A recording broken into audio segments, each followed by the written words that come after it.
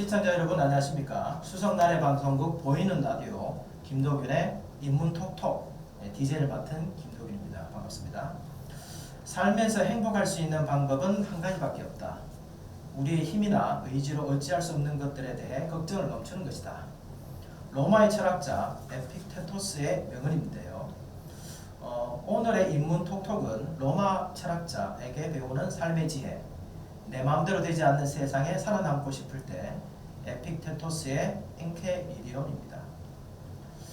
우선 오늘 오신 귀한 발걸음 해주신 두 분 스튜디오에 나와 계시는데요.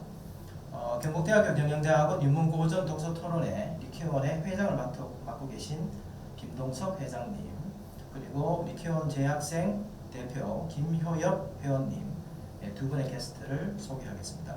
먼저 회장님 인사 좀 부탁드릴까요? 네. 안녕하세요. 제가 경북대학교 경영대학원 인문고전 독서토론회 리케온 회장을 맡고 있는 김동석입니다. 네, 반갑습니다. 리케온은 2015년 12월 달에 만들어진 독서토론 동아리입니다. 경북대 MBA 석사 졸업생들과 재학생들이 지금 한 80명 정도가 회원으로 참여하고 계시고요.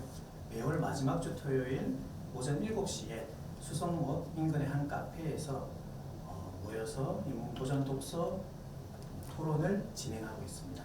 저는 2018년 3월 경북대 MBA에 입학하였고요. 그리고 리케온에 바로 가입을 하였습니다. 활동한 지 이제 한 만 6년 정도 된 것 같습니다. 인문고전 독서 토론의 리케온을 통해서 예전보다는 조금 더 성숙한 어떤 삶의 태도를 가지게 된 것 같고요. 조금 부끄럽긴 하지만 몇 분의 리케온 회원들과 작년에는 그간 읽었던 고전 몇 권을 기반으로 해서 책을 또 출간하기도 했었습니다. 등 여러 가지 다양한 고전을 읽으면서 우리의 삶을 리케온을 통해서 이렇게 성장시켜 나가고 있습니다. 네, 소개 감사합니다. 준비 너무 많이 하신 거 아니에요? 길게 네, 감사합니다. 네. 오늘 한 분의 게스트 더 계시죠? 네, 김효엽 학생 대표님 인사 부탁드릴까요? 안녕하세요. 현재 경북대학교 경영대학원 석사과정 3학기 수업 중이며 인문고전 독서 동아리 리케온 재학생 대표 김효엽입니다. 반갑습니다. 저는 작년에 대학원을 이제 들어왔고요. 석사과정을 시작하였고, 그리고 이게 들어온 것 중에서 제가 제일 잘하는 일이 인문고전 독서 동아리 리케온 가입과 활동이라고 생각합니다. 인문의 어깨에 올라 경영을 바라보는 그런 시선이 한층 더 높아졌고요. 그리고 그로 인해 내 삶의 성장 원동력이 된 것 같아 아주 뿌듯한 것 같습니다. 감사합니다. 네, 두 분 감사합니다. 긴장을 좀 많이 하신 것 같아요. 네. 보이는 라디오다 보니까 안 보이면 좋네. 다 보이니까. 네. 처음 경험은 네, 두 분이 좀 많이 긴장하시는데 누구든 카메라 앞에 서면 긴장하게 되어 있습니다. 너무 떨지 마시고요. 우선 우리가 지난달에 읽었던 책이죠. 네, 발음이 제가 정확하지도 않았는데 에픽테토스, 이름 어렵습니다. 엔케이디론, 이것도 어려운데요. 이게 핸드북이라는 뜻이죠. 어쨌건 그 작가 및 작품 소개 한번 들어보고 가겠습니다. 우선 내 맘대로 되지 않는 세상에서 살아남고 싶을 때 에픽테토스의 엔케이디론. 우선 회장님, 김선우 회장님이 저자에 대해서 좀 소개 부탁드릴까요? 에픽테토스에 대해서 들어보신 분들도 계시겠지만 못 들어보신 분들도 많으실 거예요. 에픽테토스는 최근에 스토아 철학자들의 어떤 이야기들이 많이 회자되고 있습니다. 그렇다 보니까 에픽테토스의 책들도 요즘 새로 번역이 돼서 예전부터 있었습니다. 그러나 요즘 최근에 또 새로 번역이 되어서 나오기도 하고요. 아우렐리우스는 대부분 다 아실 거예요. 명상록을 쓴 로마의 황제 아우렐리우스도 철인이라고 철학자라고 이렇게 추앙을 하는데, 이분이 평생 스승으로 흠모했던 철학자가 에픽테토스라고 얘기합니다. 에픽테토스는 서기 55년경에 태어났고요. 프리기아 출생으로 노예 신분이었습니다. 근데 주인을 잘 만났던 건지 주인의 후원을 받아서 스토아 철학을 이렇게 배우게 되었고요.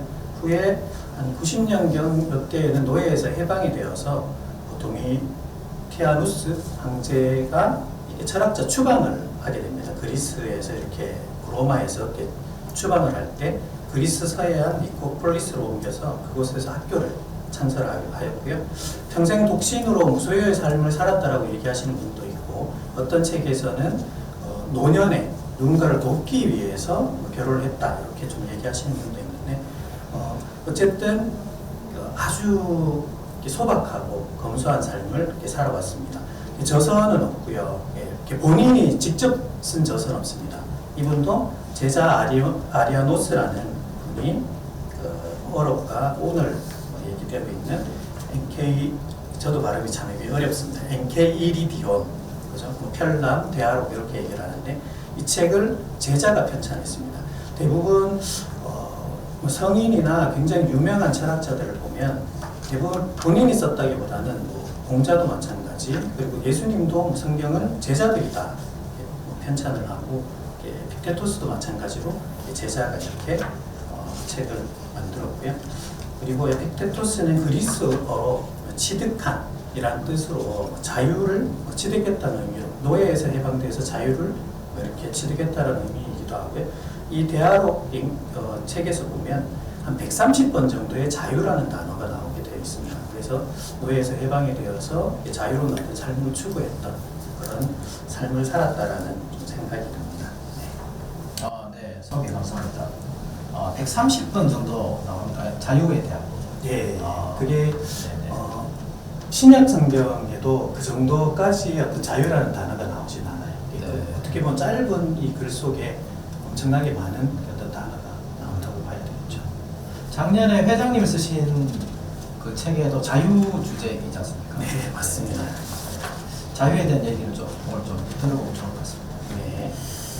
네, 다음은 우리 스토아 학파가 지금 나오는데요. 과연 스토아 학파는 어떤 학파인가? 우리 김혜엽 학생 대표님께서 한번 말씀 부탁드립니다. 네, 스토아 학파는 기원전 3세기에서 기원 후 2세기까지 그리스 로마의 한 학파입니다. 스토아는 풀고노트라는 벽화로 장식된 아덴 채색 강당 스토아 포이칼레에서 유래되었고요. 거기서 스토아 학파들이 강의를 했다고 합니다. 인간과 인간의 생활 태도에 대한 질문을 가리키는 일에 집중하였고, 그리고 검소하고 금욕적인 삶을 산 제논에 의해서 창시되었습니다. 스토아 철학의 인간관과 윤리관은 이성주의와 금욕주의로 대표된다고 합니다. 절제를 통해 사람이 자기 힘으로 살고, 또 자기 외에 그 누구에게도 자신의 행복을 빼앗기지 않고 행복을 얻는 힘을 주는 철학입니다. 지금 우리 시대가 살아가기에 가장 필요한 철학인 것 같다고 저는 지금 생각이 드네요. 초기 스토아 학파의 자연관을 한번 살펴보면요. 헤라클레이토스의 로고스와 그리고 변화에 관한 형이상학을 바탕으로 한 것으로 나타나고, 그리고 윤리학은 플라톤과 아리스토텔레스의 영향을 많이 받았다고 합니다. 우리가 토론을 하게 되면은 플라톤하고 아리스토텔레스에 관한 관념을 많이 가져오게 되는데요. 어떠한 점이 다른지도 나중에 한번 의논해 볼 만한 가치가 있을 것 같습니다. 스토아 학파의 핵심 사상을 보겠습니다. 스토아 학파의 핵심 사상은 불행은 결코 우리의 행복을 감소시킬 수 없다. 즉, 불행을 이기는 철학입니다. 우리 스스로 통제할 수 있는 생각, 의지, 미래에 대한 태도에서만 우리의 진정한 행복을 찾을 수 있다고 스토아 학파는 주장합니다. 행복 역시 세상사에 따라 흔들리는 것이 아니므로 자기 스스로 행복하다고 느끼는 사람이라면 설령 아무리 많은 불행을 감당해야 한다 할지라도 여전히 행복한 사람일 수 있다고 명명합니다. 자기 자신을 행복하다라고 생각한다면 분명히 행복에 도달할 수 있을 거라고 생각하는 스토아 학파인 것 같습니다. 스토아 학파는 세네카를 거쳐 오늘 우리가 이야기할 에픽테토스, 그리고 로마의 황제 마르쿠스 아우렐리우스까지 지속되어 정념에 흔들리지 않고 자연 그대로 살아가는 금욕주의를 실천하는 철학으로 구현되었습니다. 오늘 우리와 함께 수도 학파에 대해서 좀 더 많은 얘기를 나눌 수 있을 것 같습니다. 아, 네, 감사합니다. 두 분 준비를 많이 해 오신 것 같아요. 바쁘신데, 두 분 또 스케줄이 워낙 바쁘신 걸 제가 알기 때문에, 네, 감사합니다. 우선 작가 작품, 특히 이제 수도학파에 대한 부분도 우리가 알아봤는데요. 지난번 우리가 리케온에서 토론할 때 발제문이 4개인가 5개인가 정도였었죠. 네. 이걸 다 하면 좋은데 또 두 분 모시고 다 할 수 있는 시간이 없어서 한 3개 정도 우리가 한번 토론 한번 해봤으면 좋겠습니다. 우선 저는 이 1번 발제문이 상당히 기억에 많이 남는데요. 세상에서 자신이 통제할 수 있는 일과 통제할 수 없는 일, 이걸 구분해서 우리가 살아가는 데 있어서 어떤 지혜를 얻을 것인가, 상당히 좀 생각해 볼 만한 토론 주제인 것 같습니다. 우선 통제할 수 있는 것이 어떤 것이고 통제할 수 없는 것이 어떤 것인가. 물론 이제 사람마다 기준이 다르겠죠. 누구는 통제할 수 없는 게 가족이다 이런 분도 있고 돈이다 이런 분도 있고 다양한 주제가 가능한데요. 혹시 우리 또 김덕수 회장님 여기에 대해서 좀 하실 말씀이 있으실까요? 네. 통제라는 단어가 들어가니까 굉장히 좀 많이 어렵고 무겁다는 생각이 드는데요. 이 책은 2001년에 사람과 책이라는 출판사를 통해서 출간된 다른 번역본이에요. 이쪽에서는 일장의 요를 어떻게 얘기를 하냐면 자신의 뜻대로 할 수 있는 일과 없는 일을 구별하십시오. 이렇게 조금 이렇게 번역을 좀 다르게 했거든요. 네. 조금은 이렇게 좀 마음이 조금 편해진다는 생각이랄까요. 통제하고 이런 부분들 이렇게 뜻은 따지고 보면 좀 비슷한 것 같고요.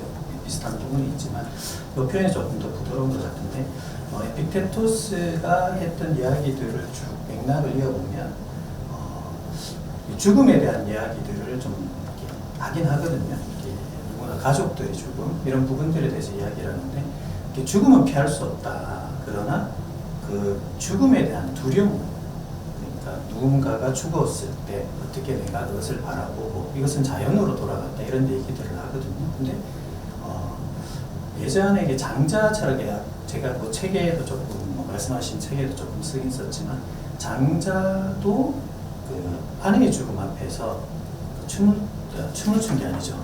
음악을 이렇게 북을 쳤다고 하나요? 하여튼 그런 분들의 행위를 하면서 왜 자연으로 돌아갔는데 슬퍼해야 되냐? 왜 조르바도 자기의 아들의 죽음을 이렇게 앞에 두고 춤을 춘 거죠. 하여튼 이 어떤 세 가지의 맥락을 보면 죽음은 피할 수는 없다. 근데 이 죽음을 바라보면서 어떻게 내가 그것을 극복하고 이겨낼 것이냐. 어차피 자연으로 돌아갈 것인데 이런 부분들이 저는 조금 이 부분에서 많이 와닿았고요. 물론 그렇다고 해서 제가 죽음에서 자유로울 수 있을까 그 얘기는 아닙니다. 근데 그러한 이야기들 삶을 보면서 저 또한 그런 방향으로 제 마음을 조금 좀 다스려 나가야 되지 않는가 이런 좀 생각들을 해보게 되었습니다. 네.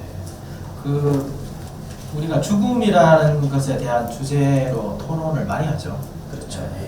근데 이게 죽음이라는 게 실제로는 좀 역사적으로 시간이 내려오면서 좀 부정적인 이미지를 많이 형성하지 않았는가. 제가 볼 땐 종교의 영향이 있는 것 같아요. 예를 들어서 죽으면 다 좋은 데 가면 좋은데 죽어서 누구는 안 좋은 데 가고 누구는 좋은 데 가고 이러니까 좋은 데 가는 사람이야 죽음이 두렵겠습니까? 근데 이제 안 좋은 데 간다고 생각하는 사람들, 즉 이제 살면서 이제 죄를 많이 지었다고 본인 스스로가 이제 아는 사람들은 죽음이 무서운 거죠. 저는 별로 무섭지는 않습니다. 저희들이 토론을 하는 도중에 죽음에 대해서 조금 많이 얘기를 나눠서 봤는데요. 특히 톨스토이의 이반 일리치의 죽음에 대해서 정말 책이 너무나 얇은데 어떻게 이런 죽음에 대해서 우리가 생각을 할 수 있나, 그리고 미리 그 죽음에 대해서 우리가 지금 한번 경험을 해보자 이런 생각을 하게 되니까 오히려 더 죽음이 두렵지가 않고 옆에 놔둬도 괜찮은 정말 단어이지 않나라는 생각을 조금 더 하게 됐던 것 같습니다. 삶과 죽음에 대한 거는 우리가 끊임없이 고민해야 될 어떤 역사적이고 철학적인 어떤 주제가 아닌가라고 생각을 하는데요. 통제할 수 있는 것과 없는 것 이거에 대해서 우리 김혜업 대표님 어떻게 생각하시는지 얘기를 좀 듣고 싶습니다. 네, 저는 여기 이제 빨간색으로 된 이제 NK1 기론인데요. 여기 일장에 보면은 통제할 수 있는 일과 통제할 수 없는 일이라고 나와 있는데 여기 에피틱토스는 통제할 수 있는 일이 생각과 마음의 충동 그리고 욕망, 혐오라는 얘기했고 통제할 수 없는 것이 건강이나 재산, 명성, 권력이라고 얘기했습니다. 근데 이걸 보면요, 에피텍토스는 그때 당시에 그 시대 노예의 신분이었기 때문에 정신적인 것은 다 자기가 통제를 할 수 있지만 정신적이지 않은 것은 통제가 불가능하다라고 얘기해 놓은 걸 보니까 아마 이 시대를 반영하면서 글을 적지 않았나. 그래서 제가 이 책을 읽었을 때는 지금 현재하고 좀 많이 다르지 않나라고 생각했는데 그 시절을 생각해 보니까 그럴 수도 있겠다.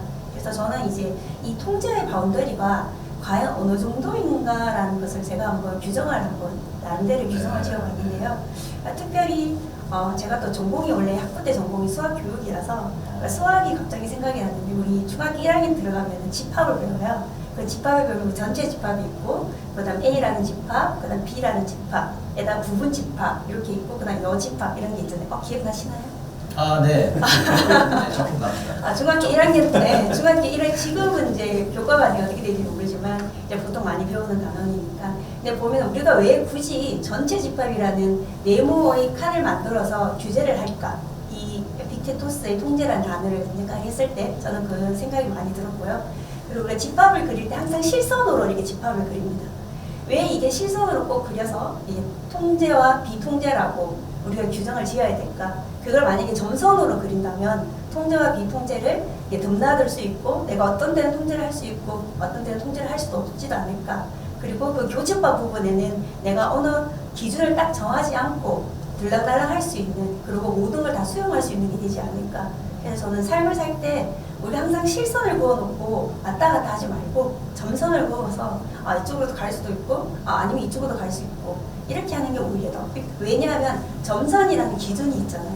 그 기준점에서 내가 언제든지 왔다 갔다 할 수 있는 좀 유용성이 필요하지 않을까. 그래서 저는 제일 중요한 통제를 할 수 있다 없다를 떠나서 비교를 뭔가를 할 때 비교를 하는 그런 걸 좀 억제하는 게 내 자신을 단련시키는 게 아닐까라고 저는 이에 대해서 그렇게 생각을 했습니다. 네, 좋은 말씀이에요.